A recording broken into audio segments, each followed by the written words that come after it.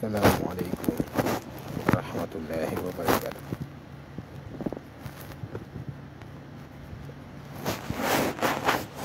Mbokk yi ñoo ngi leen di nuyu, ñoo ngi leen di ziyaara, di ñaan yàlla suñu kàddu fekk leen yéen ñëpp ci jàmm joo xam ni dafay dolleeku ànd ak sutura ak teraanga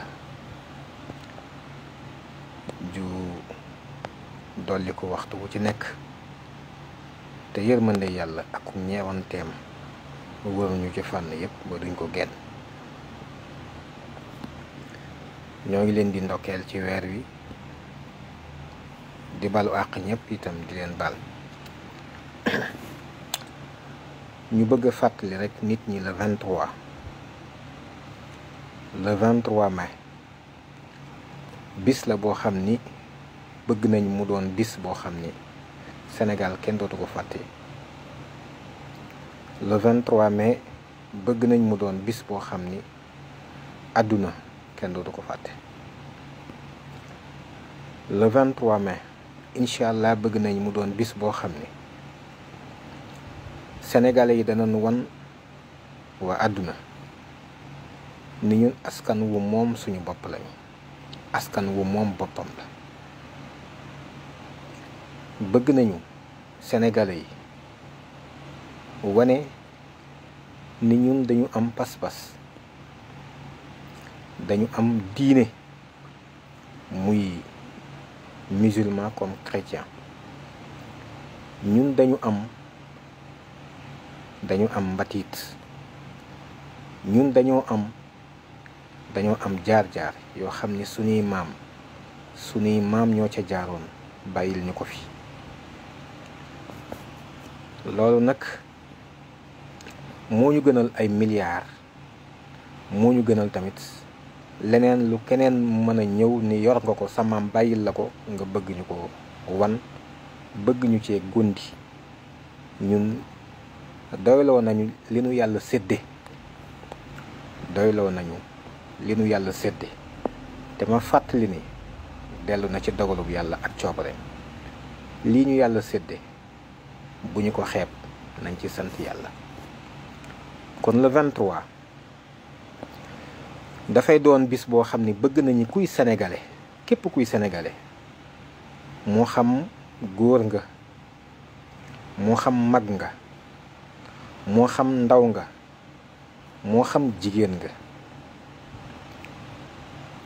nga xam ni diggante bi nga fi dikkee àdduna ak bi nga fiy delsi diggante bu gàtt la. nit ki bis biñ naan dañ koy jox aw tur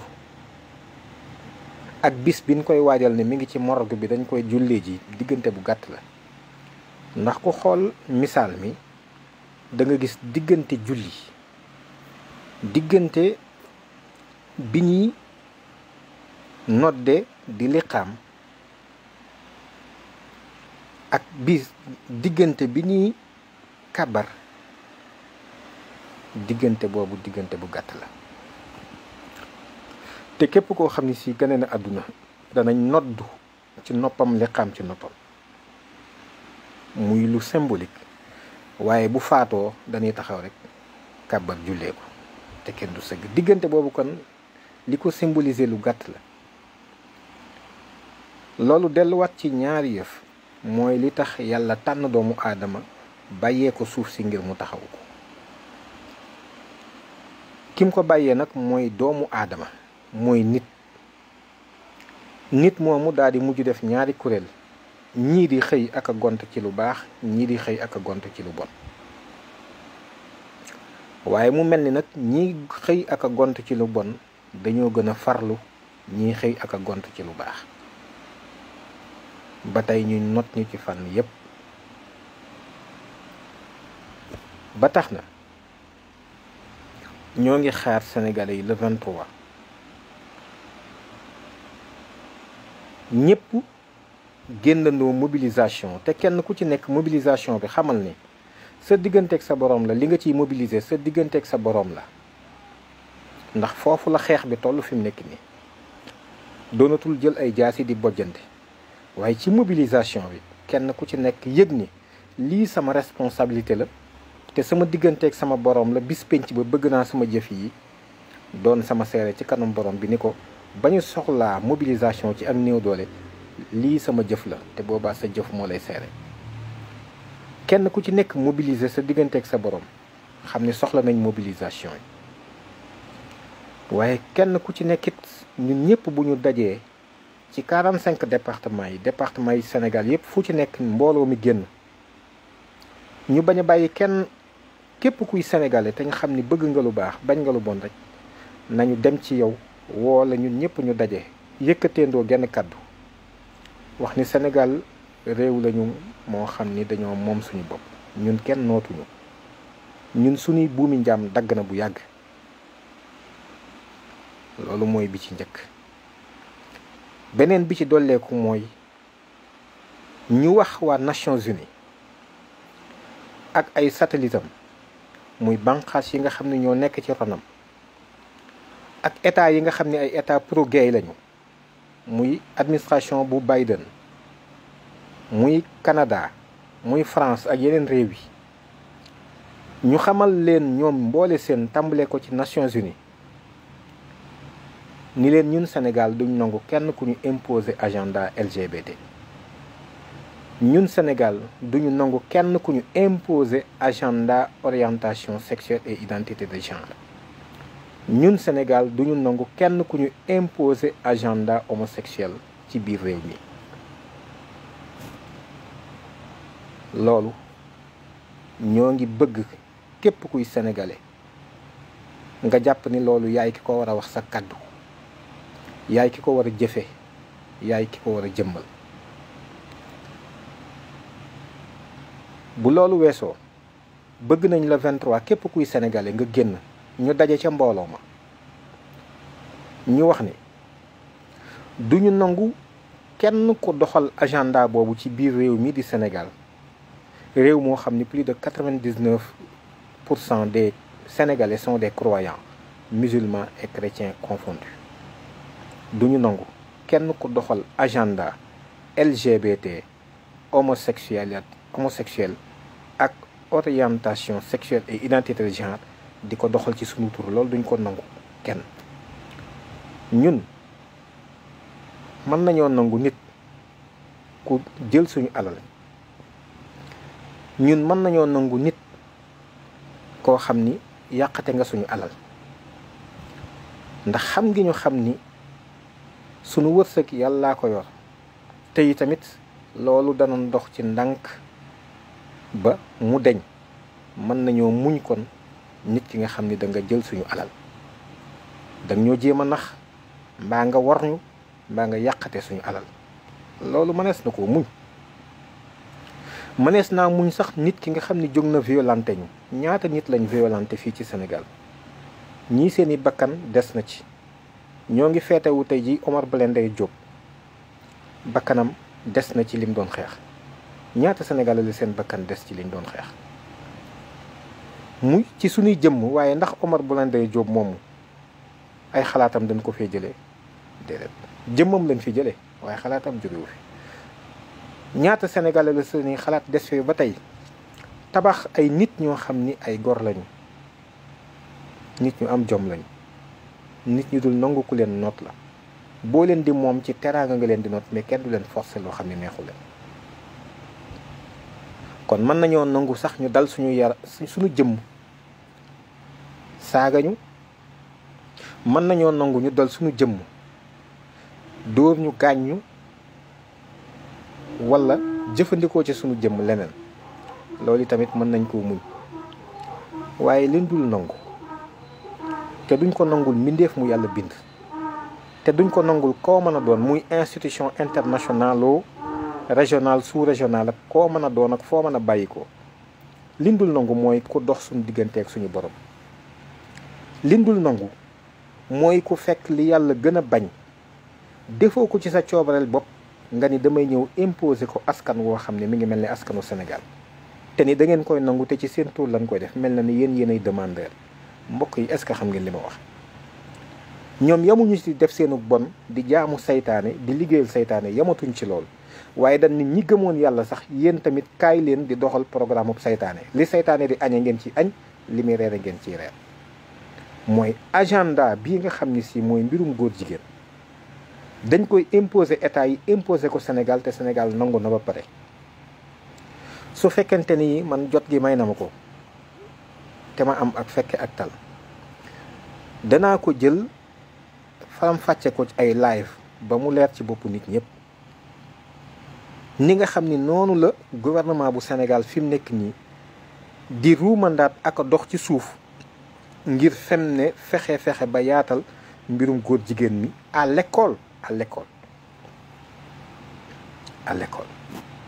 te pourtant bu nu jógee du loolu la ñuy wax ci kaw li ñuy wax ak li ñuy jëf bokkul ma jàpp nag ni ñëpp am responsabilité ci loolu ñun suñu jëmm yi amul solo ndax ñu ëppoon solo jaar nañ fi tey gisatuñ leen du suñu jëmm yi moo am solo nga xam ni ci suuf ak ndox rek la bàyyi ko te ci suuf lay delluwaat waaye am na lu ëpp solo loo xam ni nit ñi dañ koy occulter dañ koy fàtte li ëpp solo mooy lan moo tax dans toute la création li yàlla bind lépp ni mu baree li ñu ci xam rek dafa bari on a répertorié plus de pratiquement 40 millions d'espèces connues yoo xam ni répertorié ku ci nekk ñu mën a jaar ci sa tur ni la lii nii la tudd lii nii la tudd on a répertorié plus de 40 millions d'espèces vivantes te espèces yooyu yëpp yàlla mooy ki leen sàkk mais ci biir ca yéenu xam rek laa wax waxuma yi ñu xamul yi ñu xam rek laa wax alors yi ñu xam yàlla tànn ci seen biir ak ca yañ xamul daan nit laa wóolu moom laa dénkaan responsabilité la mi ngi mel ni ñun kilifa réew mi ñu dénk responsabilité la kon nit mi yàlla dénk aussi responsabilité la waaw nit moomu ndax yëgul ni kon lu mën a xew ci suuf muy lu baax mooy responsable bi muy lu bon mooy responsable bi yàlla bi muy tëral suuf lan la fi def asamaan si suuf si ndox mi xëy na kaa bëggu njëkk ga ak jaww ji li ñuy wax nii rek nature bi leneen lu fi mën a doon nit moo ko fi def leneen lu mën a xew aussi nit mooy kii responsable kon mbokk yi nañu xam ni seytaane def nay pexeem ba am ñu mu teg loxoom ci biir njabootu aadama googu ñu doon ay jaamam di ko liggéeyal waaye ñun nañu taxaw temm xam ni yàlla rek mooy suñu borom te moo ñu amal ba ñu amagul woon bi ñu amee moo ñuy dundal moo ñuy rey di ñu dekkal taxawal ñu ci bis boo xam ni bu boobaa mbooleem lu ñu nëbboon ak lu ñu nëbbul woon lu feeñ ak lu nëbbu lenn lu ci nekk dana feeñ te lu ci nekk danañ ci rendre compte kon yi ñu wër oto yi kër yi mbooloo yi wër ñi moo xam maajal nañu moo xam maajaluñu ba ci nit ñi sax rafet njort guñ mën a rafet njort ci mën wala ñaaw njort wala leneen lu mën a doon du yooyu yi am solo bisa ngi ñëw borom bi interroger ñu ci suñu responsabilité ci li doon xew ci kaw suuf si ana lan lañ ci def ana lan lañ ci taxawee te bu boobaa sa làmmiñ du mën a tontu sa jëf rek mooy tontu ci responsabilité bi nga amoon ci ñu nga bokk ci ñi dénkoon suuf si am kon une vue d'ensemble une posture d'ensemble pas de communauté parce que nit ñi bokk kenn ku ci nekk ak ci sa identifiant la ngay tegtaloo ca loolu ngay sukkandiku ngir taxawal ne da ngay baaxal wala da ngay def leneen ba ci ñi di jaamu seytaane sax jàpp naa ni ñoom danoo jàpp ni ñoom dañuy defar lu baax ñoom jàpp nañ ni lu baax la ñuy def ci seen gis-gis ñun ñi nga xam ni it jàpp nañ ni ñoo nekk ci dëgg it jàpp ni dañuy def lu baax lii wute lañu kon ñoom su leen jaralee ñu bëgg ñoo imposer seen agenda bu bon bii nga xam ne mbugalum yàlla mi ngi ci merum yàlla tamit mi ngi ci ndax bu ñu fàtte ni xaw mu loot lu mel ni wa tax yàlla alag leen kon ñoom ubbil nañu buntub mbugalum yàlla, ubbil nañu buntum merum yàlla. moo tax ma ni mën nañoo jël suñu alal ñu muñ, mën nañoo jël dal ci suñu jëmm, parce que jëmm yi du dara finalement, ñu muñ ko, waaye nag du ñu nangu ko dox suñu digganteeg yàlla. te dox suñu digganteeg yàlla gi mooy lan? mooy fekk lu yàlla gën a bañ ci kaw suuf ñu mel ni yow yaay ki bëgg ñu def ko ci sa réew. parce que li ñu fiy def Sénégal lépp alhamdulillah, en fin de compte c'est au nom du peuple sénégalais et pour le peuple sénégalais lañ koy def. maanaam képp kuy sénégalais rek na nga xam ni lii ñu fiy doxal jëm 2026 di ko doxal ci réew mi ci sa tur lañ koy def te yow lañ koy defal. moo tax ñun bu ñu xamee loolu jóg dem seeti kilifa yëpp waxtaan ci ak ñoom ba ñoom ñëpp signé ko wax ni bëgguñu ko, kon ñuy woote le 23 bëgg sénégalais yi génn unanimement. mag ñi sax màggat ñi sax nañ génn, parce que duñu dox, dañuy toog benn barab. nañu génn ñëpp déterminé wu yëkkati ñetti kàddu yi rek, ñetti kàddu yu simple la ma dellusiwaat ci. mooy ñun Sénégal duñu mës a nangu te duñu nangu kenn, moo xam Nations Unies nga tudd, moo xam ay organisme satellite la ñuy wax bootu ci Nations Unies, moo xam ay état yu pro-gay ngeen wala yu alku ngeen, moo xam itam ONG nga wala koo mën a doon, duñu nangu kenn ku ñu imposer un agenda contraire, antinomique à nos valeurs et à nos croyances. duñ ko nangu tey, duñ ko nangu la. te loolu wax naa ko, suñu alal mën nañoo muñ, suñu jëm nga dal ci mën nañoo muñ, waaye duñ nangu ko dox suñu diggante ak suñu borom. il faudrait que ñu xam ni loolu problème boobu bakkan lay laaj, suñu bakkan lañ ci teg. am na mbokk mu ma doon wax sax ni ma bul waxati naan sama bakkan laa ciy teg, mais après mboolem li yàlla bind mi lépp, man li ma gëm te gëm ko may ko ci yées. ñaata yonent la yàlla yónni seen bakkan des ci lañ leen def la wér.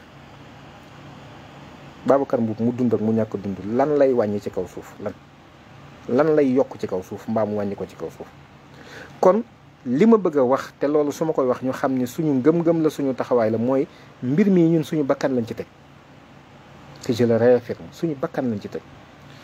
mooy duñu nangu ku ñu imposer un agenda bu wuute te dëppoowul ak ñun li ñu gëm. parce que li ma jàpp mooy Sénégal askan wu moom boppam la. loolu mooy premier message bi le 23 moom lañ bëgg ci 45 départements yëpp ñëpp reprendre ko. moom lañuy incha allah reprendre aussi fële ca Colobane. beneen message bi mooy lan? mooy Sénégal benn buur la am bu ñu delloo ci constitution bi, mooy le peuple du Sénégal souverain, wala le peuple sénégalais souverain. peuple boobu nag nga xam ni moom la ñu wax ni mooy souverain bi, mooy buur bi. ku fiy def dara mbaa nga fiy wax dara da nga ko ci tàggu ba am ci ndigalam. ñun nekkatuñ ci Kajoor ak Bawol ga nga xam ni buur a fa nekkoon di xëy lu mu wax ay waxam waaw la sant. nekkuñu ci loolu. fii ñu nekk mooy buur bi mooy askan wi, ay mbindaanam nag ñoom ñooy ñiy incarner institution yi di ci liggéey. ñu leen di liggéeyloo. kon askanu Sénégal moom na boppam te ci république la nekk. kon duñu nangu kenn kuy doxal ab agenda ci sunu tur, sunu alal, sunu kàddu mel ni daf ñu koy defal te loolu safaanoo ak ñun li ñu gëm. loolu duñ ko nangu. mooy deuxième message bi nga xam ni moom la ñuy lancé.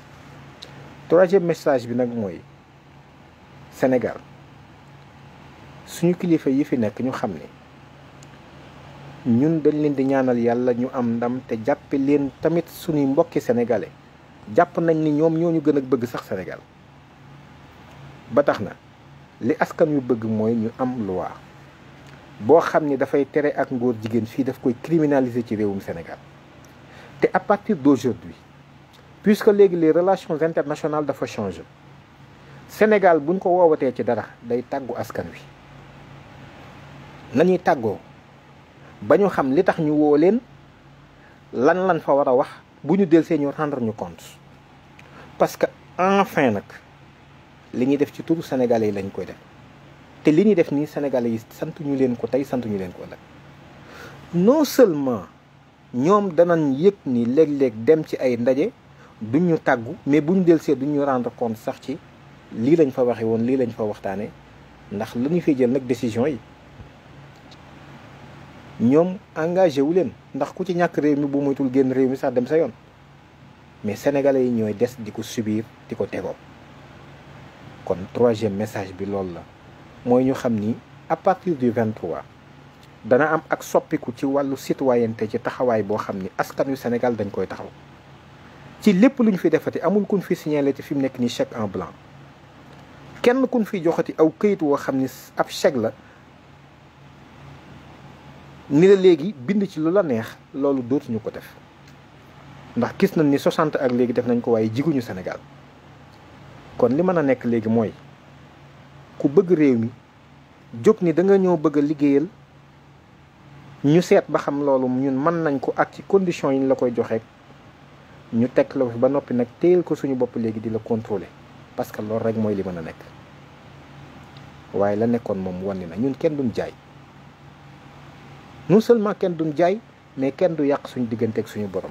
te gis nga mbokki Sénégal, ma xamal leen ni gis nga ñoom seen tentative yi bis bu prospéré ba yegg, yàlla xam na ni suñu diggante ak suñu borom dog na ba pare,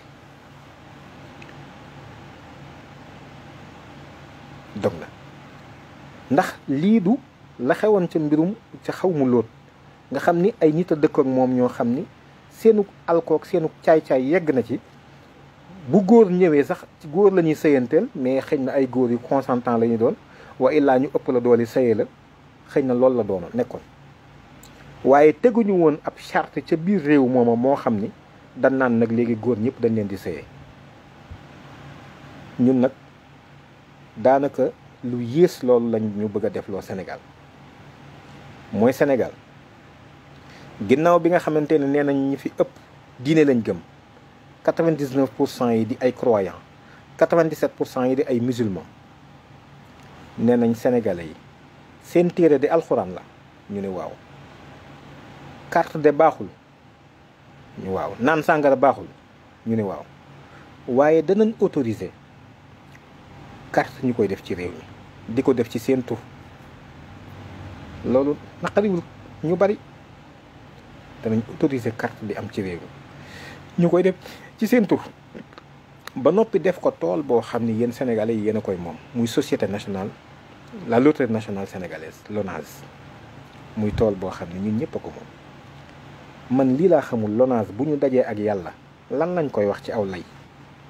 te LONASE gisuma ko ci génn, sénégalais yëpp a ci bokk, ndax loterie nationale la pour askan wi yëpp la. kon gis nga li ñu tere woon ni ñuy defee subtilement ay ndëgg sërëx yoo xam ni dafay mel ni dañ koy rëñewaat ci wax di julli ak a tabaxi jàkka, waaye tamit gis nga guerre bi ñuy déclaré ci suuf yàlla akub yonentam. loolu mooy benn. ñu ni njaaloo baaxul, bul jege, ñu ni waaw. waaye yàlla fa mu amee kàddu ba mën a digle ni bu leen njaaloo, Sénégal bokku ci. ñu ni ah kañ, ñu ni waaw. kon digal nañu ci turu sénégalais yi digle nañu jigéen ju bëgg a njaaloo te ñëwal ñu defal la aw carte, boole la ak docteur bu lay seet, bindal la aw carte woo xam ni sañ ngaa dem njaaloo di mooy yàlla. waxuma ni kenn du njaaloo ci réew mi de, dama ni niñ ko organiser ba autoriser ko mu doon loi laa wax, ba jigéen ju bëgg a njaaloo da ngay dem jaay sa bopp, dellusiwaat bu at mi jeexee nga jël dem fay lempo, ñu lekkaat ko ñun sénégalais yi. waa ndax gis ngeen gi guuta ñu dugal askan wi ba tey ñim naqari bariwul.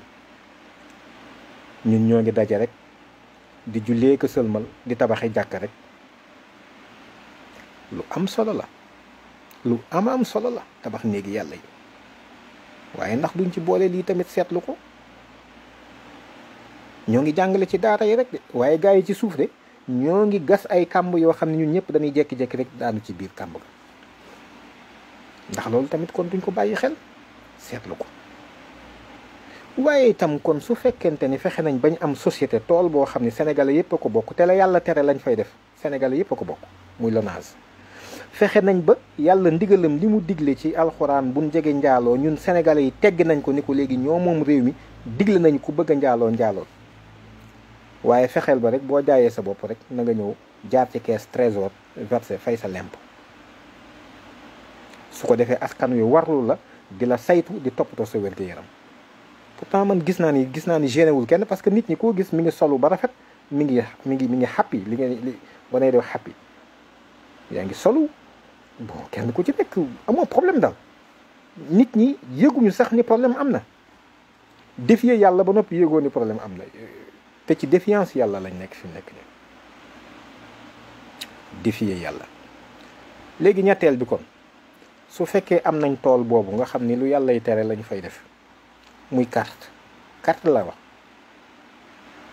dama la xamul wala may séeri moom laaya ba ñoom ñoo ko bokk kon carte la ñuy def ca tool boobu ci turu sénégalais yëpp alal ja it sénégalais yaa ko moom di ci yaxantu di def ak a dindi.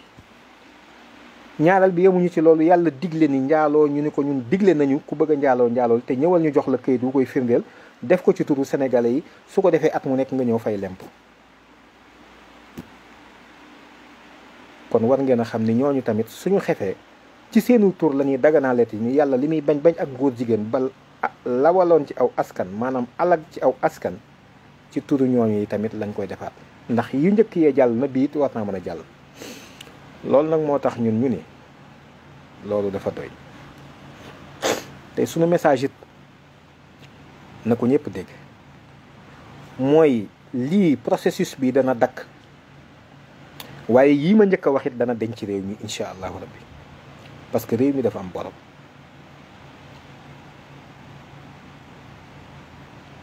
am borom te effectivement yu bon yooyu yëpp ci la bon fii ne yi may wax ni yëpp corruption moo gën a garaaw téeméeri junni yoon corruption te nit ñi léegi corruption defuñu ko muy dara corruption parce que xam nga corruption li tax mu garaaw wal fitnatu akbaru min al qatli wal fitnatu ashaddu min al qatli fi mu ne rey nit meurtre li muy garaaw corruption moo ko gën a garaaw parce que rey nit ki nga rey ñaari yëfa ci mën a nekk soit da ngeen a jote daf laa tooñ par exemple nga rey ko wala nga tooñ ko rey ko lu ci mën a xew moom bu fekkente ni dafa tooñ nga rey ko moom lam la tooñoon bàkkaar ba dafay expié wu bu dee sax daa tooñoon yàlla laa war a wax dafay expié wu rey gañ ko rey loola wàcc na ko kon mën naa metti ci suñu kanam waaye moom fi ne ubbil nañ ko buntub texe. par contre su fekkee dañ koo tooñ rey ko nag kooku dama nanoo jàpp ni dafa shahid mooy yóbbu nañ ko ci daraja yoo xam ni amaana moom ci jëmmam mënu ko woon a jëf kon xam nga ni loolu lu extrêmement grave amu ci. par contre ki ñu corrompre mooy digganteem ak boromam moom yàqu na maanaam corruption xol bi ci nekk diggam ak boromam yàqu na ndax jëmm jaa ngi taxaw mën naa dajale ay château dajale ay oto nit ñi di ko xool di ko ñee fekk na ci alali corruption wala naxaate wala gert ci la tabaxe lim tabax lépp. loolu aussi dafa war a dakk ci réew mi parce que mënuñoo ni dañoo gëm yàlla ba noppi di dox ci yenn yu suufe yi fi mu ne fi ñu war a dem te dem fa daal mooy kenn ku ci nekk xam ni sa digganteeg sa borom bala suñu borom di waajal ngay jaar ci sa waajur yi say waajur yëgoo ko kenn tàgguwu ci kenn te bis buy jël si waat soxla sa ruu di dakkal sa bisit loolu du ci tàggu kenn te gis na ni amul ku mën a dox sa digganteeg dogal boobu amul yeneen dogal yi nag nit ñi mën nañoo jéem a interférer waaye dee moom kenn du dox sa digganteeg moom te dee ak processus boobu ak la ca topp dee moo ci gën a woyof ya ci des moom expliquer ko nit sax maanaam jaru ko kon nit ñi ñoo war a waajal seen bopp te xam ni yàlla mooy suñu borom bu fekkee nangu nañ ni mooy suñu kilifa ñu tënku ci li mu wax te assumer ko assumer suñu responsabilité. tey dem nañ jamono ba am na baat yoo xam ne kenn ñemetoo sax di ko wax boo ko waxee na non il faut être diplomatique il faut quoi te ñoom ils n'osent pas wax sunu yonent moo nam ab naxaatekat la ñoom di taxi alxuraan ni lu yàqu ci kaw suuf si alxuraan a ko yàq ndax moo violent moo nangam ba ci dem a dem ba tànn ay baat yoo xam ni amaana mën nañ koo jële ci loolu sax bëgg léegi def ci ay loi pour criminaliser ko lu mel ni apologie du terrorisme te ñoom ñooy terroristes yi damay bañ waxtaan yu gudd nga xam ne bu ma ubbee bunt boobu dugg ci xëy na dana ma jëral lu bari, mais ñoom ñooy de vrai terroriste. ñoom ñoo terroriser nit ñi ba tey nit ñi am na loo xam sax ñemeetuñ ko wax. koo gis mi ngi geestu ak a xool kan moo may déglu, kan mooy kii, ndax lii ñeme naa koo wax. waaye da ngeen xam ni la terreur va changer de camp. ñun ragaluñoo dee. fii ñu toog tey jii ci misaal li tax man leen ragaluñoo dee rek mooy man gis naa ay nit ñu bari ñoo xam ni dañuy puukare woo xam naa ministre bi wala ministre bi recevoir na ma wala président. te ministre bi président ab signature am rek mën na koo wàcce léegi mu tàmbali di fore new na mu ko daan fore. bu dee ku jub la sax, bu dul ku jub nag moom fekk na sàcc na alal ju bari joo xam mën na caa toog. waaye président moomu sax nga xam ni signature am mooy fal ministre bi di ko folli, mais président day jékki-jékki wàcc. te président boo fi mën a fëgg ci kaw suuf si am na soxla su mu mënta faj, am na lu mu bëgg loo xam ne mënu koo am tamit. mi ngi am tiis di am naqar, di am lu ko neex, di am lu ko naqari. président yi ci àdduna bi yëpp day nelaw, day lekk, day naan, day ami soxla, day dund te day faatu bis. président yi ci àdduna bi yëpp. waaw léegi ki nga xam ne nag moo joxe loolu moom yàlla, te am ay nit ñuy puukaree woo ci rek seeti naa président recevoir na ma, te ku dee dajeeg sa borom ba noppi ñu bëgg ñoo tiital bañ a ragal dee fi mu nekk nii bëgg a dajeeg suñu borom. ñun c'est le cadet de nos soucis loolu. waaye il faudrait que nit ñi xam ni am na benn conscience bu am boo xam ni dootul dellu ginnaaw, kanam la jëm. te loolu mooy ñun duñu nangu ko dox suñu diggante ak suñu borom. loolu du nekk di daganal ci suñu tur, di jël ay engagement ci suñu tur, di def ay yëfi doyadi yoo xam ne yu soof yu kenn xamul di ko def ci suñu tur. loolu dañ ko permettre koo mën a doon laa wax, ngay président ngay leneen a ci yam duñ ko permettre kenn. il faudrait que ñoom ñu xam ni moomuñu réew mi dañ leen koo dénk donc dañ leen di liggéeyloo kese. dénkuñu leen sax réew mi, dañ leen di liggéeyloo kese. kon ku ñuy liggéeyloo da ngay xam fa ngay dale ak fa nga war a yem. loolu moom mooy li leer. lii may wax nag génnewuma ci kenn ku yoroon réew mi ku ko yor tey ku koy bëgg a yor ñëpp laa ci boole. il faudrait que ñun suñuy wax dafay leer. ku ko bëgg a yor ak ku ko mësta yor ak ku ko yoroon ak ku ko yor tey ñëpp laa boole ci wax ji. ñun sénégalais yi duñu ay nit ñoo xam ne dañoo nekk ci buumu jàmm. ñun suñu buumi jàmm bam daggee yàgg na. kon il faudrait que nit ñi xam ne rapport yi ngeen seqoon ak askan wi aussi dafay changer. ku ñuy liggéeyloo mbindaan moo xam ne day ñëw di joxe directive ca kër ga muy liggéey xamee su ko fenn. te yéen ay mbindaan ngeen bëgg a doon ngir seenu mbaax, bëgg seenum réew ak bëgg a liggéey réew mi, kon nag yam leen ci rôlu mbindaan. li askan wi bëgg ngeen def ko, li askan wi bañ ngeen koy daw, te taxaw ci ni ko président Abdou Diouf daan waxee jaamu seeni soxla. lii daal mooy li nga xam ne moom laa bëggoon a wax tey ji di nuyu mbokk yëpp le 23 di ziar mbokk yëpp le 23 nañu ko bokk waajal. mboolem ci département yi ci Sénégal yëpp kenn ku ci nekk sa mémorandum bu lëndee dimanche la manifestation bi, mais lundi nga dem jox ko préfet ba nekk ca département bi, dana ko jottali kilifa réew. ça va nous permettre loolu ñu gis ni mboolem département yëpp déposé nañ mémorandum, ñoom bëgguñu agenda bi dox ci réew mi. et c'est important dans la communication et dans la stratégie ak suñu démarche. beneen bi des mooy nit ñi mobiliser wu, c'est important. beneen bi mooy nit ñi yëkkatil seen bopp seen i kàddu waxal ko seen bopp ni bëgguñu ak ngóor jigéen yaatu ci réew mi, te bëgg nañ loi bu koy tere. kon ñett yooyu la. lii mooy li nga xam ni moom la ànd sàmm jikko yi woote. ñoo ngi ciy woo Sénégalais yëpp. képp koo xam ne agsi nañ ci yow woo nañ la ci, mais képp koo xam ne agsi wuñ ci yow ndax xëy na xamuñu fu ñu war a jaar, wala xamuñu peut-être sa dayob liggéey ak sa solo ak sa tolluwaay ci réew mi itam, na nga di ko jégal, mais ñoo ngi la ciy woo. ndax bu ñu sañoon 16 millions de Sénégalais wala plus de 16 millions de Sénégalais yi ba ci tout tànk yu ndaw yi danañ toog ak yéen leeral leen mbir mi ba noppi jox leen ci suñu loxo, woo leen ci ñu bokk ko ànd. ñun woote wuñu dara lu lii. ñun bu ñu sañoon ñi ñu xam ñëpp xam na ni bu ñu sañoon suñu tur sax kenn du ko xam. mën nañoo dund ba dee passé inaperçu dem suñu yoon. waaye lii dafay loo xam ne mënta ñàkk ñu taxawee ko ci réew mi. kon ñoo ngi dellu ci sant ñëpp di gërëm ñëpp. waaye nag di ndokkeel suñu kilifa diine yi di leen gërëm ci seen taxawaay ci réew mi, seeni ñaan ak wax dëgg yàlla ni ñu taxawu réew ndax Sénégal de lu waay mën a wax xam ne am na lu ñu yàlla defal loo xam ne nañ ko ko sant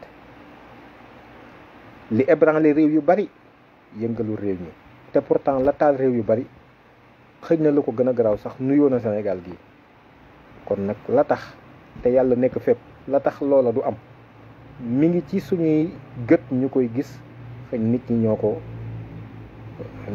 ko bàyyiwul xel nañ ko war a bàyyee xel kon Sénégal a ngoog am nañ suñu aada am suñu cosaan am suñu démb am suñuy ngëm-ngëm am suñuy valeur am suñu mbaax am suñu mbatit Sénégal du mës a nangu ku ñu imposer agenda bu dëppoowul ak suñu réalité socio-culturelle Sénégal duñu mës a nangu ku ñëw imposer nu agenda bu wuute ak suñuy réalité socio-culturelle Sénégal duñu mës a nangu kuy doxal agenda bu safaanoo ak suñu réalité socio-culturelle di ko def ci suñu tur waaye Sénégal dana taxaw temm ci loi yu scélérate loi yu abject soqi ko ci tooñ soqi ko ci ak njubati soqi ko ci kenn ku ci nekk ñu duyal la ci say poos alal nga def ci sa biir di ci mooy yàlla tax nga bëgg a sóob askan wi ci kàmb goo xam ne duñ ci génn loolu ñi ko doon def nañ xam ne loolu moom dootul amati jeex na incha allah le 23 buñ ca jógee dafay doon bis boo xam ne sénégalais yi danañ xam ne ñun moom nañ suñu bopp te suñuy loi dafay dellusiwaat ci askan wi ndax kat réew moo fi mën a dem seeni loi dañuy dëppale loolo di ko tëgg par rapport ak nit ña la ñu xam ak la ñu gëm les normes juridiques doivent émaner des normes sociales les normes juridiques doivent émaner des normes sociales nit booy tëgg aw yoon ña ngi koy tëggal ngay sukkandiku ci la ñu xam ak la ñu gëm ngir mën caa nos aw yoon waaye jaaduwul ci fii ñu toll ñu bëgg a dem di signer ay convention ki traité yoo xam ne la mu ëmb sax ñoom ñi ko signé duñ ci communiqué su ko defee dugal ñu ci guuta goo xam ni mën naa jur merum yàlla ak mbugalum yàlla ca suñu kam wala hiyaasu billahi wasalaamu aleykum wa rahmatullah wa barakatuh